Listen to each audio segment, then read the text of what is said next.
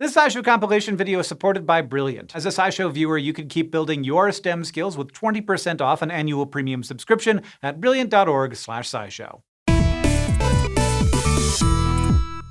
Fruit flies have been the backbone of laboratory experiments for about 100 years. They're not as charismatic as like monkeys or birds, so flies don't often get a lot of our sympathy. And it doesn't help that they are also really annoying when they're all over your house. If your gut instinct is to start swatting, you're not alone. But fruit flies face some bigger, stranger fates than just getting killed in your kitchen. Researchers have really put these little guys through the ringer, and it is not just out of spite. So today, we're bringing you some of the wildest experiments that fruit flies have been subject to, and what we have learned from it all. First, we need to address the fly in the room. Why are we so fixated on manipulating these particular animals? We've done everything from give them cancer to mess with their sleep, but Michael has a solid explanation for all these random studies. Before scientists test new drugs, diagnostic procedures, and therapeutics on humans, they usually start by evaluating how those things perform in animals. But sometimes their choice of animal seems maybe not that representative of human biology. Like, one common test subject is a fruit fly. Except, fruit flies have been behind some of the most groundbreaking discoveries in physiology and medicine. And they're helping us understand everything from inheritance all the way to cancer and sleep. In some ways, the reason we use fruit flies in the lab are pretty basic. Like, they're cheap to keep and maintain, for example. But there are also bigger reasons. For one, the flies are much easier to study than complex vertebrates, especially when it comes to genetics. Their whole collection of genetic material consists of just 4 pairs of chromosomes compared to our 23. That means it's easier to study what genes do and how they interact. Their simpler genes and structure also make fruit flies relatively easy to genetically modify, which allows us to test what happens when you break things. And of course, their short life cycle is useful in a research setting too. But here's the key thing. Fruit flies also have a shocking amount in common with us. They have equivalent genes for 60% of the human genome. They also have a similar gene for 65 to 75% of the human genes that have been linked to diseases like Alzheimer's, diabetes, and many cancers. And thanks to those similarities, they've shown us quite a bit. Fruit fly research officially began in the early 1900s when the now famous biologist Thomas Hunt Morgan was studying how genes are inherited. By this point in history, we knew inheritance was a thing, but we didn't quite understand how it worked. So Morgan was looking into it. In his research, he found a male fruit fly with white eyes instead of the typical red, and he observed how this trait was passed on by breeding different fruit flies together. Ultimately, he discovered that only male flies ever had these white eyes, and that the genetic factor that determined eye color was on the same chromosome that determined sex. In doing so, he was the first to link the inheritance of a trait to a specific chromosome. And it not only earned him a Nobel Prize, but it opened the door to most of what we understand about inheritance in humans today, because we also have traits controlled by our genes on our sex chromosomes. One example is red-green color blindness, which is passed down on the X chromosome. That's why people who are XY and only have one copy of this chromosome are more likely to be colorblind. Usually men. People with 2 X chromosomes would need to have the gene for color blindness on both of them, which is less likely. Meanwhile, one of Morgan's students, named Hermann Muller,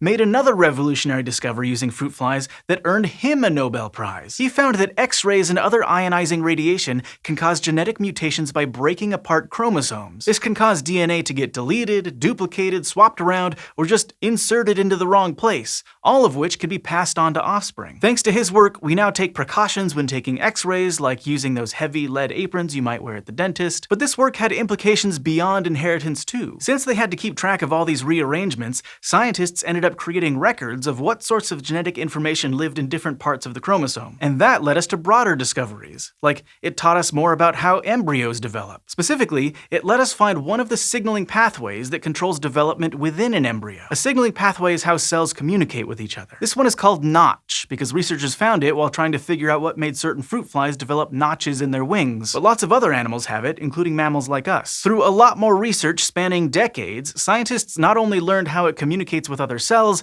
but that this pathway is critical for the development of things like neurons, blood cells, the heart, bones, and skin. Through this pathway, cells are told what to become during differentiation, the process where they transition from one type of cell to another. Notch also controls cell multiplication, survival, and equilibrium. That means that any mutations or abnormal signaling can result in developmental disorders and cancers. And really, that's only the start of the list. The potential applications of fruit flies in biomedical research are far from exhausted. They're being used to study wound healing, new bioengineering technologies, the effects of new pharmaceuticals, how the brain works, and cancer as a whole. Like, in the 2010s, the number of cancer studies using fruit flies increased exponentially. And they're teaching us about everything from how tumors spread, all the way to why cancer cells can resist medication. Fruit flies have even taught us about sleep. It turns out that fruit flies need to rest just like we need to sleep, making them a good model for studying the mechanisms and function of sleep, because we still don't know why sleep is a thing we need. By looking at their genetics, researchers have identified genes and signaling pathways that affect fruit fly sleep cycles,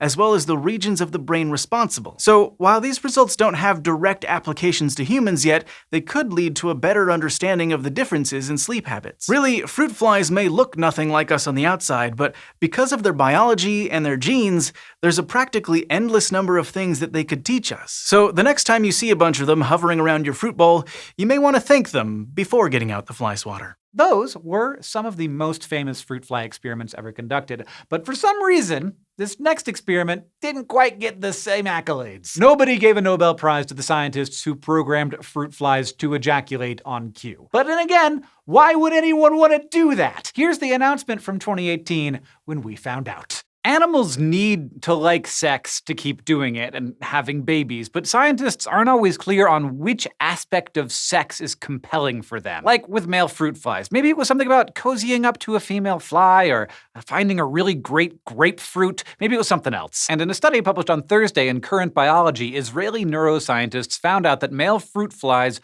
aren't all that different from humans because they like to ejaculate too. For their experiments, they had to get the male fly to release his sperm without a female in the picture. Normally, this would be a hard nut to crack, but oddly enough, scientists know which neurons trigger ejaculation in male flies. And because of a technique called optogenetics, they can genetically engineer certain neurons to turn on in response to light. This means researchers can make flies that ejaculate whenever the researchers want, just by flashing a light. In this case, a red light, which can pass through a fruit fly's exoskeleton and hit those modified neurons. The future is now. The team put these engineered flies into a box with a red light on one side, and then looked to see whether they hung out more in that space. If they did, it was a sign that they found it rewarding. And did the flies ever? They strongly preferred the red light district, but females and unmodified males wandered around and didn't prefer any particular area. Activating the ejaculation neurons a lot also increased the amount of a signaling molecule called neuropeptide F, which normally rises after lots of fly sex. So that's another sign that the researchers are tapping into a natural reward circuit. The team still can't say for sure whether pleasure comes from activating the ejaculation neurons or from other signals related to releasing seminal fluid, but it's clear that flies like it. So, why? Well, one reason why researchers are so interested in fly sex is because understanding basic reward systems could help us better understand addiction. In fact, another clue that flies like to ejaculate is because when they do, they drink less alcohol. Flies normally prefer alcohol-laced food to a normal version, but that's not the case after a few blasts of red light. In humans, it's bound to be more complicated than that, but researchers hope that they can use flies to dig deeper into the reward mechanisms at play when someone abuses or is at a higher risk of abusing a drug. So one day, maybe a non-alcoholic toast to fly ejaculation will be in order. Apparently, the fruit flies were actually having a blast in that experiment, so I guess you're welcome, fruit flies. And while we're patting ourselves on the back, here's another great experience we've foisted upon fruit flies: space travel. Space! Tons of people would spend a lot of money to go into space, and here we sent the fruit flies for free. Here's why, from the SciShow Space Channel. 200 years from now, it's entirely possible that we will have people living off Earth full-time, either on another planet like Mars or in some kind of space station. By then, we'll probably be pros at living in low-gravity environments. We'll have figured out how to solve the problems we have today, like how spaceflight can take a toll on the heart and immune system. And when we get to that next big chapter of humanity, we'll have a tiny test subject to thank fruit flies. While they may not seem like useful stand-ins for humans, fruit flies have more in common with us than you might think. Many fruit fly genes mirror the functions of human ones, making them useful in understanding what those genes do. And they also have some characteristics that make them especially great for studies performed in space. For one, they don't take up a lot of room, which is super important in an environment where space is limited. Thousands of flies can be housed in a container the size of a deck of cards. Also, their lifespan is only about 2 weeks, so scientists can study several generations of them in a month. So fruit flies have been sent to space over and over again to test different effects of spaceflight, especially how microgravity affects living bodies. And while we still have plenty of questions, they are already teaching us a lot. For instance, in space, the heart acts a little differently. Like, among other things, its muscles get weaker since they're not fighting gravity. We know this is true of other muscles as well, but considering how important the heart is, figuring out exactly how it changes in microgravity will be huge for our long-term future in space. And these are, of course, things we're studying in humans, but we can only send so many people to the space station at a time, which means we can only learn so much about exactly what's happening to the heart and how to combat it. So one study, published in November 2020, used more than 200 fruit flies as a model for how spaceflight affects cardiac disease and function. The scientists found that flies living in microgravity had smaller hearts that weren't as effective at pumping blood, which is similar to what can happen to astronauts. The researchers also found the flies had problems creating the proteins needed to keep the heart working properly. So now that's something else for cardiac researchers to keep an eye on. And eventually, studying these proteins could accelerate the development of new treatments,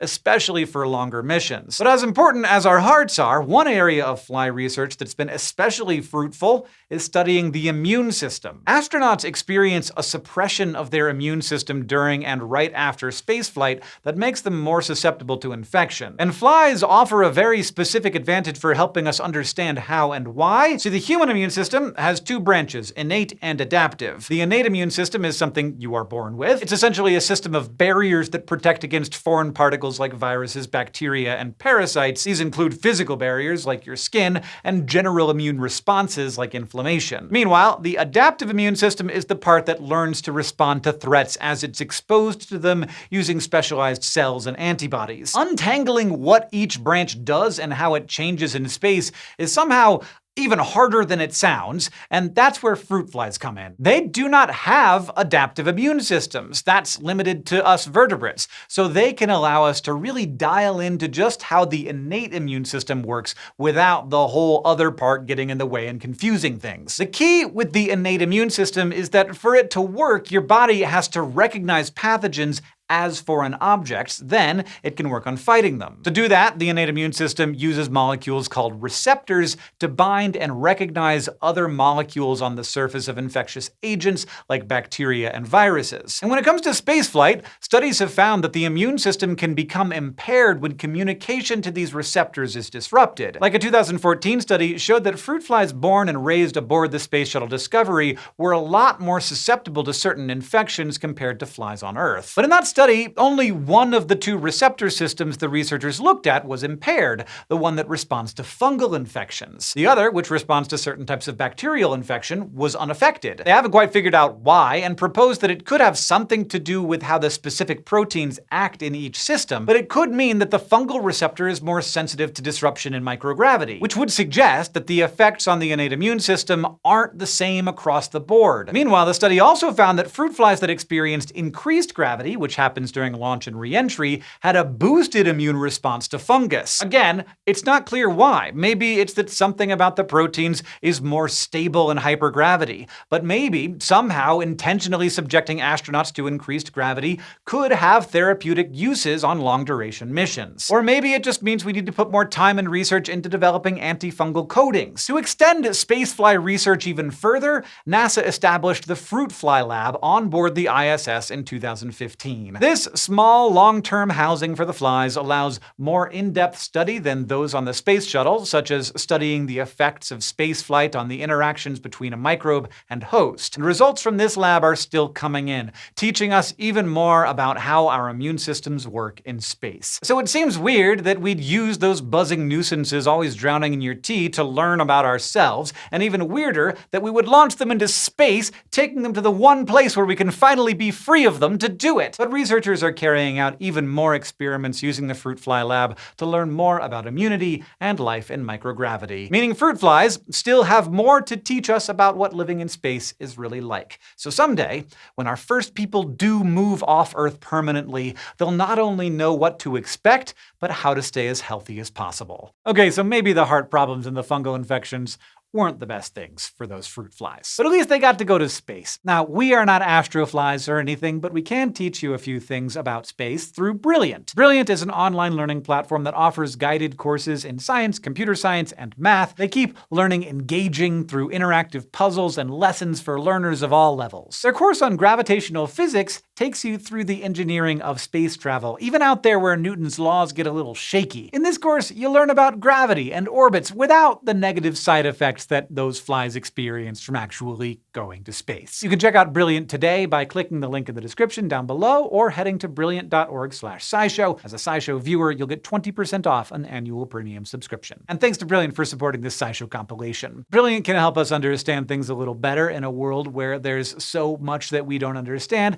like, for example, how anesthesia works. You'd think that we'd have a handle on that because hospitals use it all the time and have been for a long time, but here is the fruit fly research that finally showed us what anesthesia is doing to our bodies. It's safe to say that general anesthesia has made modern medicine possible. So it might surprise you to hear that even though doctors have been using general anesthesia for nearly 200 years, they haven't known exactly how it works in the brain to temporarily shut it down. We know that anesthesia doesn't just put someone to sleep, it's closer to a temporary coma where you don't respond to pain or other stimuli. Your anesthesiologist can keep you in that state and reverse it when it's time to wake up. But what's actually happening in your brain while that goes on has been a mystery.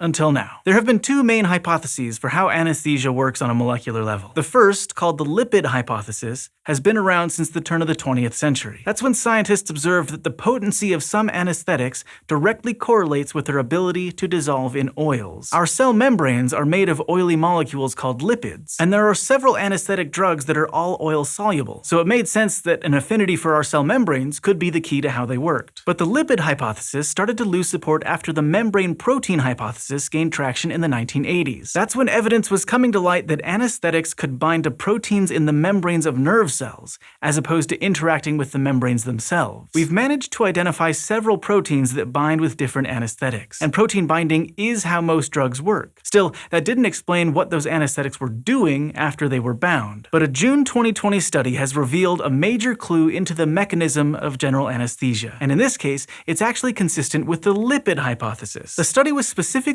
interested in inhaled anesthetics rather than injected ones. It demonstrated that inhaled anesthetics disrupt lipid rafts in nerve cells. These are clusters of lipids that form part of the cell membranes of neurons. They seem to play a key role in the central nervous system. Studies suggest that lipid rafts are more tightly packed than the surrounding cellular membrane and have a slightly different chemical composition. The researchers used a super high-tech microscope to show lipid rafts expanding and bursting apart like billiard balls in response to anesthetics. When the rafts burst apart, they spill their contents, including an enzyme called PLD2. Once on the loose, the researchers showed, PLD2 heads over to a protein called TREC1. Once there, it binds to TREC1 and switches it on. That causes it to open up and churn out positively charged potassium. Nerve cells need a certain balance of charged particles, including potassium, to fire and do their jobs. The potassium increases the charge of the nerve enough for it to malfunction, inhibiting the firing of neurons. In other words, you're out like a light. Or so it went in fruit flies. To image the rafts, the researchers used an advanced microscope that can pick out single molecules. Lipid rafts are smaller than what you can normally image using visible light, a limitation called the diffraction barrier. This technology finally provided enough resolution to work around that barrier and actually visualize the lipid rafts, which is how they were finally able to propose an answer to such an old question. We're still not sure why this mechanism exists. Obviously, it didn't evolve so surgeons could use anesthesia. Further research ought to shed light on why our neurons do this billiard ball lipid raft thing. It could also help scientists better understand how neurons work and may reveal new treatments for nervous system disorders. So we finally have an idea for how some kinds of general anesthesia work, after over 100 years of trying to figure it out. Which is pretty cool and reassuring if you're headed in for surgery sometime soon. For all the outrageous things that we do to fruit flies, it's nice to know that we can anesthetize them. I mean, after this next experiment, they might be asking for some anesthesia. Because to get a better understanding of fear, Scientists designed entire experiments to scare flies. So here's the news from 2015 of what a scared fruit fly looks like. It's kind of tough to identify emotions in animals like flies because how would you know fly fear if you saw it? But a group of American researchers has translated fear into a few basic behaviors so that animals' responses could be studied without assigning them subjective human feelings like dread or anxiety. The scientists arrived at behaviors like whether an animal's response was persistent, meaning that it lasted for a while, or if it was scalable, in which case repeated stimuli would cause a greater response. They called these traits emotion primitives, sort of like the primal components of emotions that some animals may have in common. To test for those components, the team put groups of fruit flies into well-lit containers and then passed an object over them to cast a shadow, just like a bird or a rodent would if they were approaching to prey on them. Then they observed the flies' responses. Sometimes the flies just froze, a defensive reflex, which makes a lot of sense. But other times the flies started hopping around erratically when the shadows passed over them, and the more the shadow returned, the more agitated they seemed to become. The researchers then tried the experiment on flies as they were feeding, and they found that flies not only abandoned their food when the shadow approached, but the more often the shadow came by, the longer they took to return to their food. So the flies responded to these repeated threats in ways that were both persistent and scalable, which, to the researchers at least, is a lot like what we call fear. But other than making everyone feel bad for a bunch of fruit flies, what does this accomplish? Well, the researchers want to study the biological and evolutionary origins of fear. And since fruit flies and humans have about 60% of their genomes in common, studies like this can be useful in researching and eventually treating prolonged states of anxiety, fear, and other emotional disorders in people. They might be onto something. Shadows can be terrifying sometimes. But to abandon your food? Like, that's next level scary. I mean, food is one of the great joys of life. I could sit around and eat all day, and I would be happy. I'm hungry right now. I'm thinking about the pizza that is just 2 blocks from where we film this. But eating all the time is not really an option if I want to maintain my functional physique, at least for me as a human. But here's a news announcement from 2020 that explains how fruit flies could pull it off. Exercise is an important part of staying healthy, but I'm sick of it. What if we could get the benefits of working out without actually having to work out? It's 2020! Well, in a new study in Nature Communications, researchers report a type of protein that seems to confer the healthy effects of exercise. To be more specific, having higher levels of this protein improved things like muscle tone and endurance in flies and in mice. But the research does have important implications for human health. It could help us better understand the exact physiological changes that exercise causes in our bodies, and that knowledge could help doctors care for a lot of people. Just to be clear, these researchers were not trying to get me out of going to the gym. They were searching for ways to help people stay healthy when they can't exercise,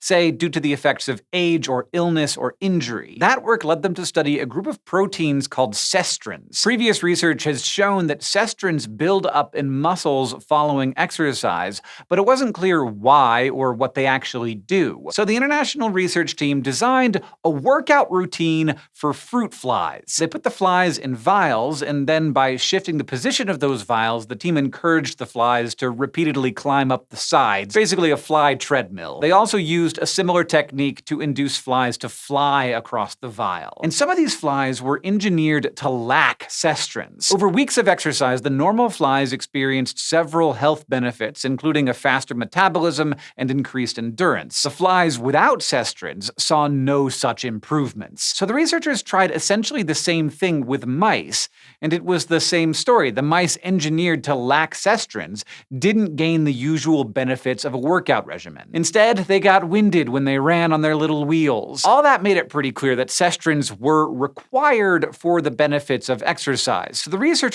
tried dialing up cestrin levels instead of lowering them. And flies engineered to overproduce cestrins not only had stronger muscles and more endurance, they got buff without doing their workouts. The researchers suspect that cestrins are responsible for coordinating the cellular pathways that underlie the health effects of working out. And that might mean they can be used to help people stay toned while they can't exercise. For example, in a related study published this week in Nature Communications, researchers found that the muscles of mice engineered to overexpress cestrins didn't weaken and atrophy when kept from moving. So it's possible that in the future, cestrins could help people who are are bedridden keep their muscles healthy. But if you're hoping to go to the store and buy some cestrin supplements, we are not anywhere close to that yet. None of the study animals were fed cestrins to get these effects. Instead, the teams tinkered with their genomes to get them to overproduce cestrins where they are normally made. And cestrins are large proteins, so they may not work well as pills.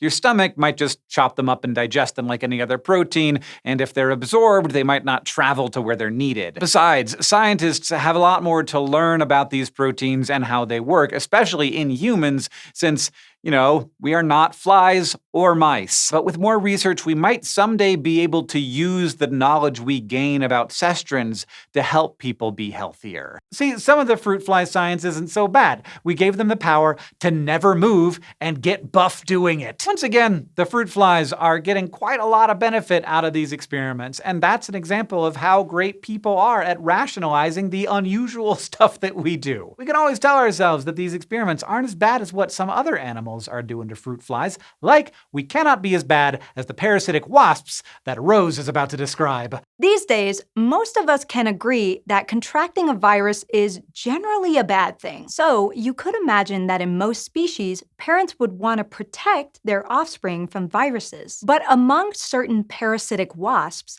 passing a virus to their offspring is the key to the species' survival. One of these wasps is a tiny non-stinging insect that lays its eggs inside fruit fly larvae. Now, this might sound like a weird place to put babies, inside another creature, but it can actually work out great. The babies get a safe place to develop with a constant food source, as long as they can avoid getting killed by the host's immune system. And these wasp eggs can. Adult wasps turn fruit fly larvae into hospitable hosts by infecting them with a type of virus called a pox virus. This pox virus is in the same family as smallpox, but it's specific to insects. The wasps in the species are generally all infected by it, but it's evolved to be harmless for them. Fruit flies aren't so lucky though. Each time a female wasp lays her eggs in a fruit fly larva, she also injects the virus into it with her venom gland. Inside the larva, the virus multiplies and spreads. Soon, it completely overpowers the host's immune system. And that's what makes it possible for the wasp eggs to develop in peace. Under different circumstances, the larva's immune system would identify the eggs as foreign objects and kill them. But while it's overrun, it can't do a thing. The wasps eventually hatch and continue developing inside the larva,